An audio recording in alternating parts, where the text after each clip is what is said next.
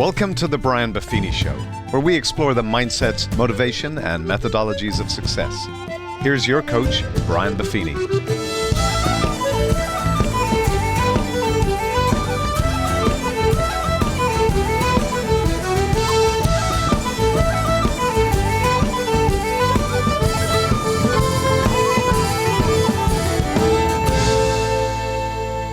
Well, the top of the morning to you. Welcome to the Brian Buffini Show. Going to talk to you about a subject today, and certainly I will probably be taking a countercultural approach to this. I don't often try to be countercultural, and I'm not really a rebel, but I don't believe in conforming and just going along with the crowd. And I've certainly found that when you follow the crowd, they typically don't lead you to the good life. In fact, they typically don't lead you anywhere. When you think about what other people have, so many times we try to please other people. And what plans do those other people have for you? Typically, not much. They don't have a plan for you.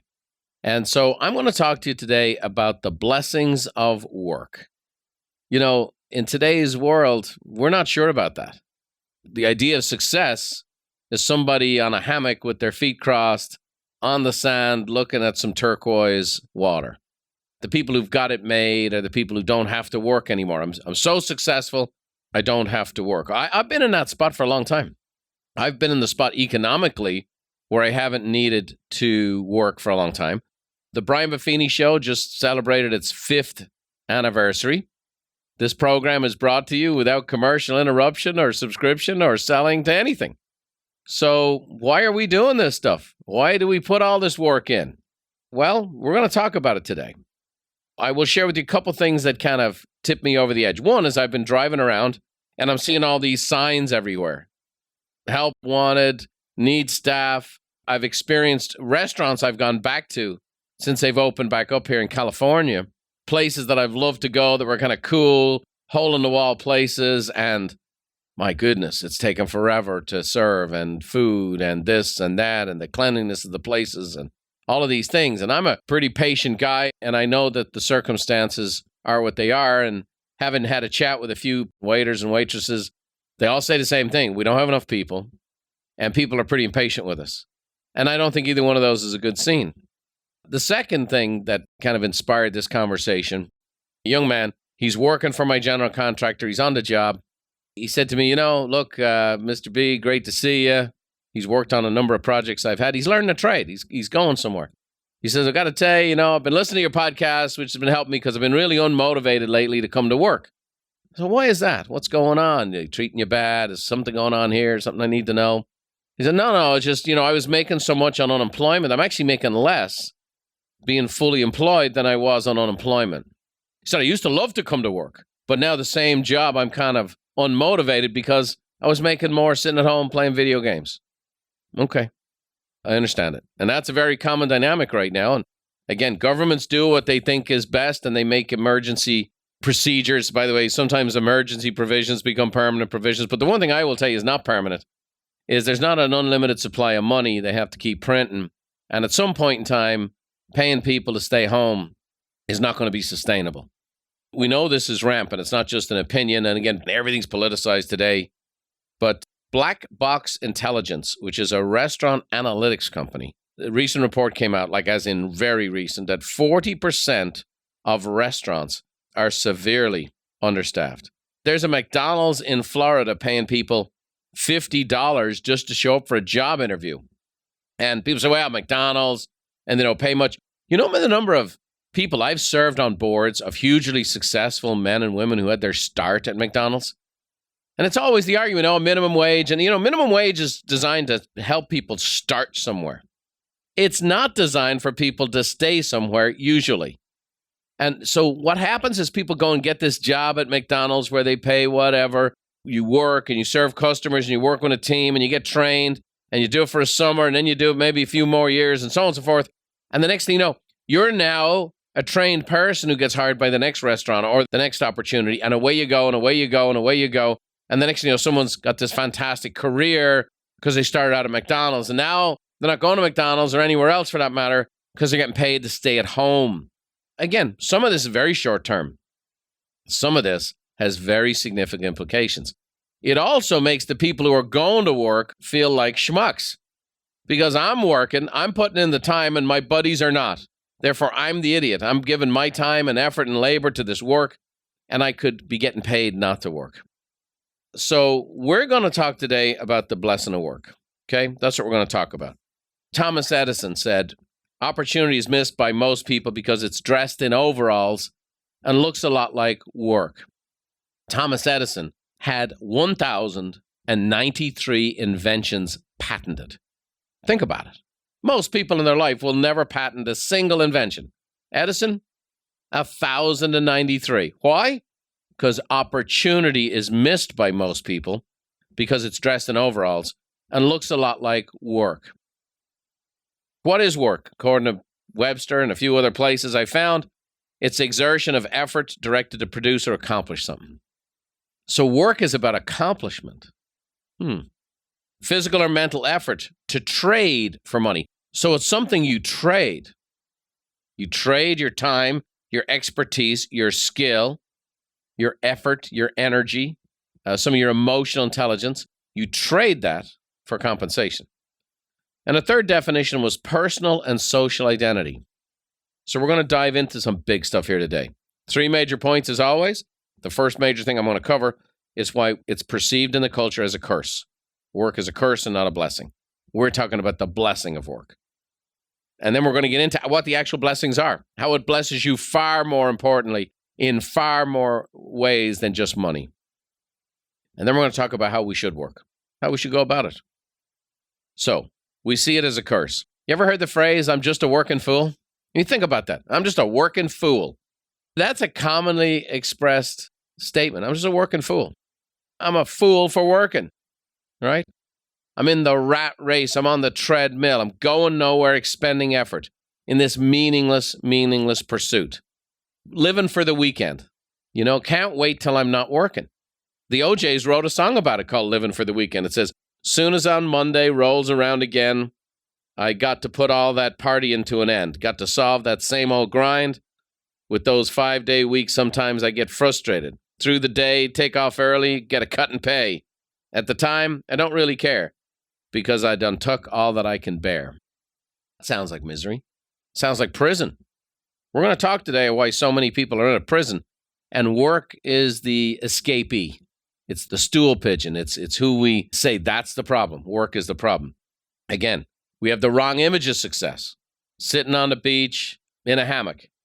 Our house has always been a place of fun, a place to connect. We got this backyard. It's like living at a resort. People like to come there. One young fella that the guys brought by here recently, he made $1 million on Bitcoin.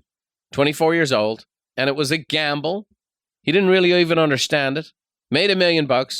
Now, anyone who hears this story, it just kind of kills, people who've been grinding and saving for a down payment, working, saving their 10%, putting it in a savings account, putting it in an ETF, letting it grow, buying a piece of real estate. And then you hear some character making $1 million in a short period of time. It's like, you feel like a loser. You feel like you're walking on the freeway while all the cars are flying by you and that you've messed up. You're the idiot. And what happens is the people who are working and grinding and saving feel like losers. And I'm going to say this to you. It's the hare and the tortoise. I know what I'm talking about. I've seen it so many times. I've seen it as a kid. Growing up in Dublin, there was a fella on our street. I won't name his name, but he was backing horses, which is a very common thing in Ireland. It's a great have a punt, as they say. Have a punt and a pint. You'd go and have a drink, and then you go to the bookie's office. And traditionally for years, certainly all over Dublin, wherever there was a bookie's office right next door, there was a pub, right? So you go have the bet on the horses or whatever you're betting on, and then go next door, have a pint, and then come back and forward. And some lads never made it further than the 2 front doors of those places. So this fella that I knew, he lived on our street, and obviously we're living in pretty humble means. In American terms, I think they call it an exactor or something, but basically he picked the win, place, and show in 7 consecutive races. And so the winnings of the first go to the second, the winnings of the second go to the third, all the way down to 7. Now, the probability is probably slightly less than winning the lotto, but similar to winning the lotto. And he won $1 million. And he was 19 years old at the time. Last time I was home in Ireland, and this is over 35 years ago that he won that. He's been trying to win that ever since. He's dead broke. He's dead broke. You see, when you get the quick gains, it doesn't make anything of you. You didn't learn very much from it. This young man who made the money with the Bitcoin, actually, my son's brought him by, and I can tell my kids always, Dad, would you mind talking to this guy? And we're having conversations, and I was just trying to give him he was asking me questions, and I was giving him just some solid answers on what he could do with his money and how to build a fortune. He's sitting in the mansion that's overlooking the ocean, and so he knows we've done all right as a family. So I have some credibility in regards to making a few bucks, had a business that sold over $1 billion in sales, so have a bit of credibility, but I could tell, and he's a nice fella, and he's not dumb, but he's going to do something dumb with his money because he has earned this money without working for this money.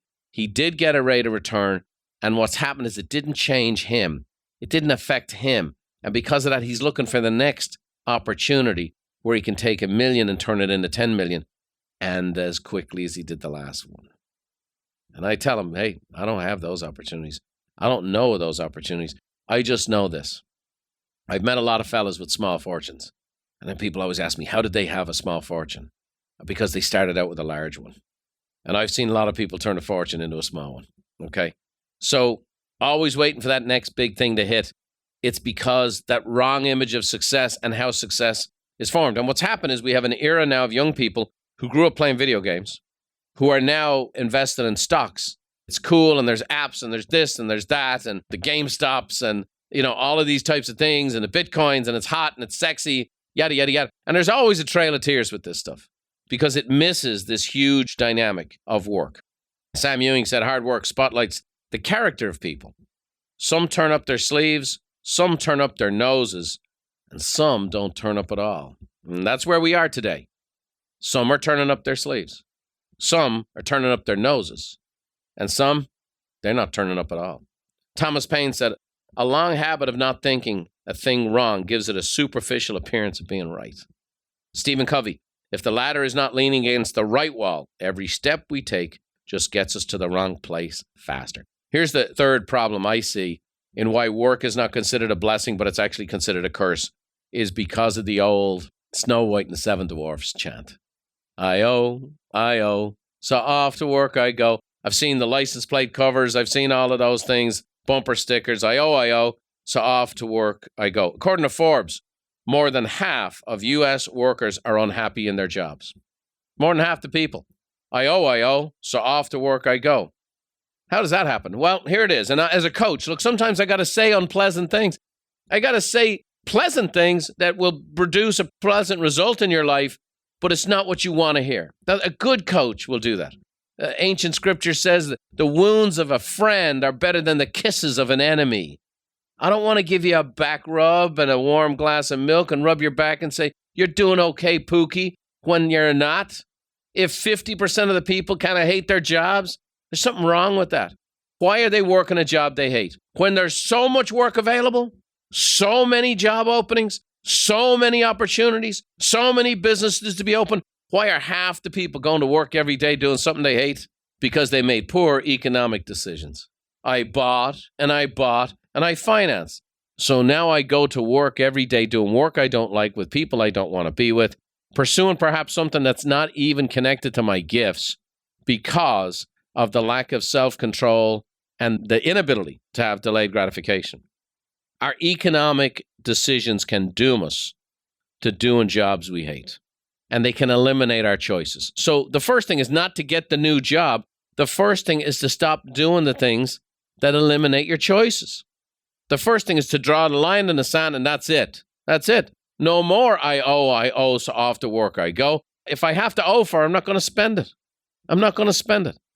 I made tens of millions of dollars because I used the principle of leverage. Now, what I did was I saved and worked for the down payments, and I made the down payments as big as I could, and then used leverage to buy real estate, and then bought that real estate. It went up in value, and I traded again, and again, and again, many times, always using big down payments and then leverage.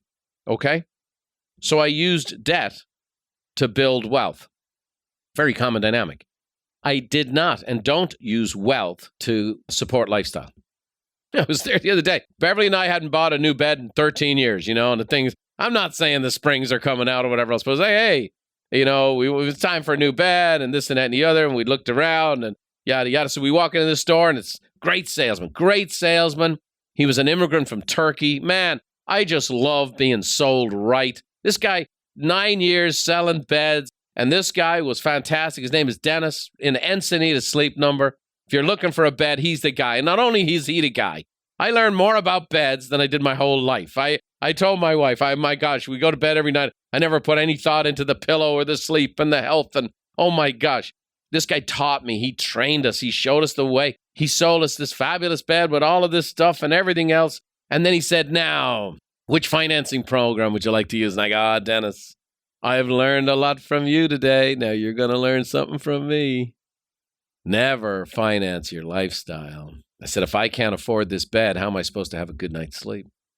This bed can provide the opportunity for a good night's sleep, but the debt will rob me of it. I owe, so off to work I go.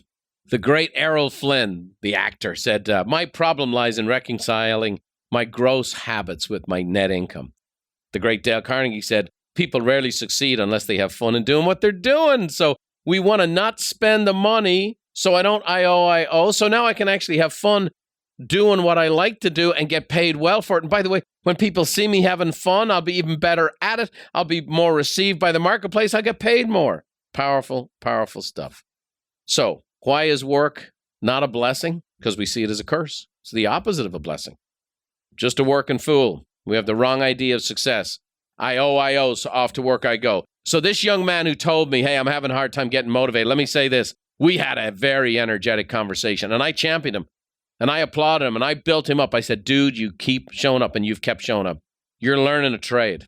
You're being mentored by a general contractor. That dude's going to retire one day. He trusts you. He loves you. All his customers. Now, I helped that guy become a millionaire. I helped that contractor. I helped him buy real estate and buy more real estate. And now he's independently wealthy, and he could retire if he wants. You can take over his business one day. All of his customers, and all of his customers are your customers. They've seen you. They've seen you showing up. So guess what? You're becoming a millionaire and about to take over a millionaire's business and become a millionaire yourself. Why? Because you showed up even though they were paying you to stay home. Let me tell you, wouldn't you like to come work for me one time just to come and put windows in? I have you motivated and fired up. But you don't have to do that. You just have to turn on your podcast here and you get it here for free. Man, what a deal this is. Man, I can't wait to hear this next part. I'm excited to talk about it.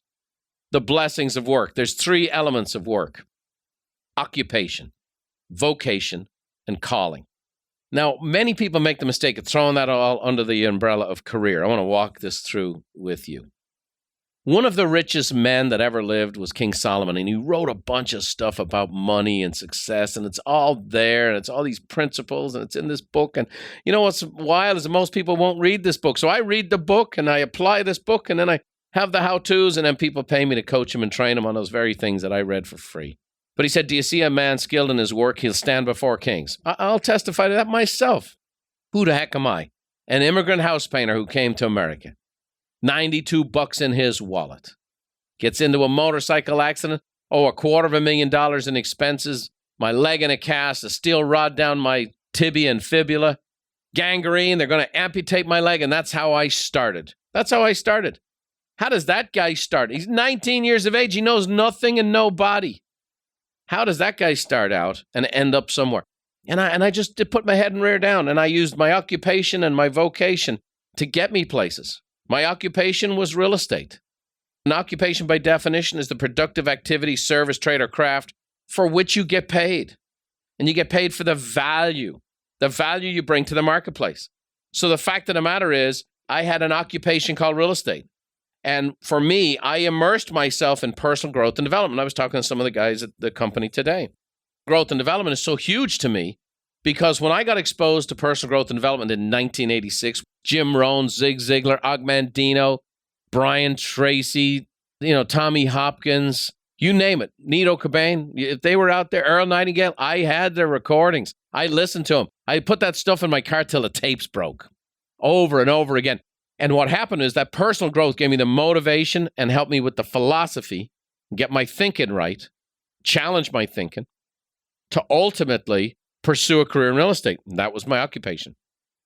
And I became very successful. became a very successful realtor, one of the top in the country. By the way, that provided for my family. I lived inside my means. I didn't IOIO. So I bought real estate. I bought personal real estate and I bought investment real estate and then became a millionaire from those investments. And so that was the power of it. And by the way, do you see a man skilled in his labor, he'll serve before kings? That's what happened to me, because as I became successful, then what happened is people would ask me to come and speak and share. Brian, how are you being successful? You're an immigrant, came here with nothing. Got out of hospital with all these bills and knew nobody and had nothing. You know, and I hear all these people talking down America. It kills me. It hurts me. I'm an American by choice. I came here. All I saw was opportunity. It gave me a chance to change my life. I love this country. And I did. And I've built this occupation. And then they said, hey, Brian, can you tell us how you did it? And so they'd ask me to speak at these conferences and conventions and things like that. And when I spoke and shared just the simple strategies I was using, people were enamored with this stuff. And as I did some of this stuff, my bride came to me, my best friend and confidant for the past 35 years. She came to me and said, you got a gift in this area. And I'm like, oh, I kind of feel like something's going on. I don't know what I should do with this. And she goes, maybe this is going to be your vocation. I didn't even know what that was. I thought I had a vocation. No. Real estate was my occupation. I loved it. Loved every minute of it. I still love real estate today. But when I started speaking, it was like this tuning fork going off inside, and it was this inclination. Vocation is an inclination to undertake a certain kind of work. So I started speaking and presenting, and that turned into Buffini Company. So after this successful real estate career, along came this 25-year career at Buffini Company to train and teach mostly people in real estate, and then it got to lending, and then there's 47 different types of businesses coached by Buffini Company today, the largest small business coaching company in the world, and training programs, and $1 billion in sale, and millions of people served, and 40 countries all over the world. It's been my vocation. And you talk about skilled in your work, you'll stand before kings. As a spokesman for Buffini Company, we put on our events. I've had the chance to bring out Neil Armstrong and Jay Leno and whoever, you name it, politicians, tech gurus, just unbelievable success in sports and academics, movie actors. I'm the immigrant with 92 bucks who knew nothing, who just became a realtor and did it real well. And my occupation has turned into my vocation. And now, at this next stage of my life, in my mid-50s, having had these two hugely successful careers, now I feel this dynamic. I started doing this podcast as a hobby, and now it's turned into a calling. And a calling is an inner urge or strong impulse, especially one believed to be divinely inspired. The fact of the matter is, I have this great passion myself for this calling to bring the good life to more people, to help people feel better, to help people think better, and to help people do better. And that's where the Brian Buffini Show comes in. And you'll be hearing lots and lots of cool stuff in the months and years to come about where this calling has taken me and where I hope to take you as an audience on that journey to help you feel better and think better and do better. Lastly, as I finish up here today, how should we work? The first thing is hustle. Hustle is powerful. Episode 191 of the Brian Buffini Show, I went to this in more detail. I'm still a hustler. Now think about it. I don't need the money. I haven't needed it for a long time. I'm in here hustling. I'm hustling doing the Brian Buffini Show. Hustling to reach more people and build better content and have better guests. I'm constantly hustling. You know why? Because my mentor, Jim Rohn, told me, Brian, become a millionaire for what it will make of you to become it. See, that's the beauty of work. That's the blessing of work, is I became a millionaire because of what it made of me. It's who it's made me to be. And I want to share that with other people. Now, you can do whatever you want with the money. You can give the money away if you want. But ultimately, become a millionaire for what it will make of you. And what it makes of you, for me, hustle. I get up every day. I've got the juice. I've got the fire. I'm 54 years of age. I got more fire than I did at 24. Why? Because I was a hustler then, but now I'm an educated hustler. And hustle is the energy you bring and the passion you bring. So do the hustle. The next thing is do more than they pay you for. I learned this from my father and grandfather. When we did a paint job, we cleaned the windows and changed the light bulbs to show off the paint job. And you know what they would do? They'd have us either paint more of the building or the building next door or their friends or colleagues. When it was commercial, we'd go down the street. When it was residential, we'd go down the street because we always did more than we paid for. You know, the fact is, what is people's work today? They want to do as little as they can to get paid for. I hear meetings and conversations, people say, oh, well, this would be more efficient for us, and this would be easier for us, and this would be more effective for us if we just did this and not even thinking about the customer. Oh, this would be smoother and more effective. No. That dynamic. It's not about making it easy for you. It's about making it better for everyone else. So we need to hustle. Do more than they pay you for. And then ultimately, it becomes your legacy. What you leave behind. I got to say this. I got 6 kids that all hustle. They've grown up flying on private jets, going to our house in Hawaii, living in more grandeur than I ever thought would be a happy for me. But you know, all my kids are grinders. They all work. And they're all known for their work. And each in their own different life and career. So it doesn't matter if you're born with a silver spoon or a wooden spoon. The fact of the matter is these are mindsets. And I believe when you do it right, when you view work as a blessing and not a curse, those who come after you will see work as a blessing and not a curse, and their work will impact others. Your work will impact others. You'll help more people. Work is a blessing. It is a blessing. I've had an occupation in real estate. I've had the vocation in Buffini & Company, and now I have this calling to bring the good life to more people. More people. My goal is to help more people feel better. A lot of people feel bad right now.